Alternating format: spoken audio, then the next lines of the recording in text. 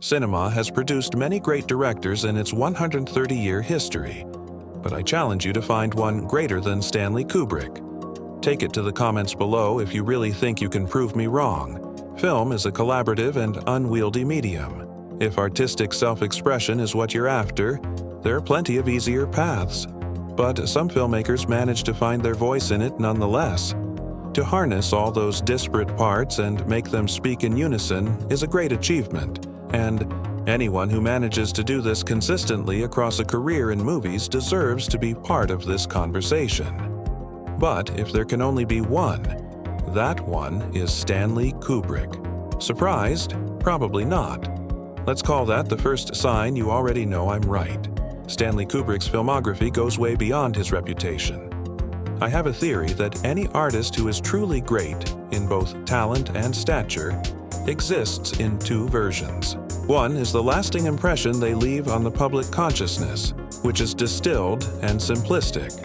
We feel like we know them and their work even before we've explored it ourselves. But once we do take that dive, we find something richer, more varied, and more complex than we expected. For Kubrick, this is the image of the exacting genius who makes long, grand, rigidly controlled movies that can also be cold and humorless. The reputation of 2001, A Space Odyssey, and the mythos around The Shining do the most heavy lifting here, as does the enduring image of the Kubrick stare. But his actual filmography is so much more than his reputation. His early noir, The Killing, is a fun, propulsive B-movie that does everything it needs to in under 90 minutes. Dr. Strangelove is arguably the greatest ever satirical comedy, but even without it, the humorless characterization doesn't hold water. There's a wicked sense of humor running through all his films.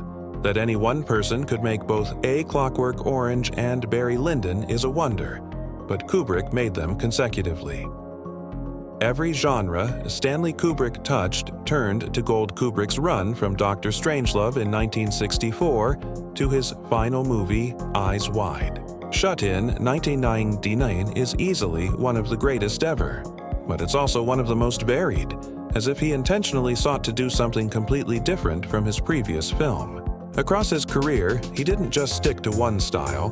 He conquered satire, sci-fi, dystopia, period drama, horror, war, and even erotic drama, each time setting a new standard. As with any great filmmaker, how many masterpieces Kubrick left behind is up for debate.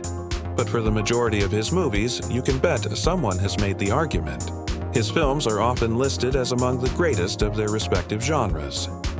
He achieved this in part by pushing cinema forward, technically as well as artistically. You might think of 2001's groundbreaking effects, or of The Shining's early adoption of the Steadicam, which has arguably never been used better, but don't overlook Barry Lyndon's cinematography. Kubrick repurposed lenses built for NASA to shoot scenes lit entirely by candlelight. It is astonishingly beautiful.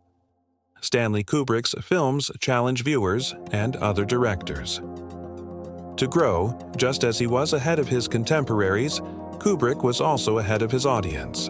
In the latter part of his career, his movies often followed the same life cycle. Hotly anticipated, met with a mixed reception, then ultimately reappraised as masterpieces.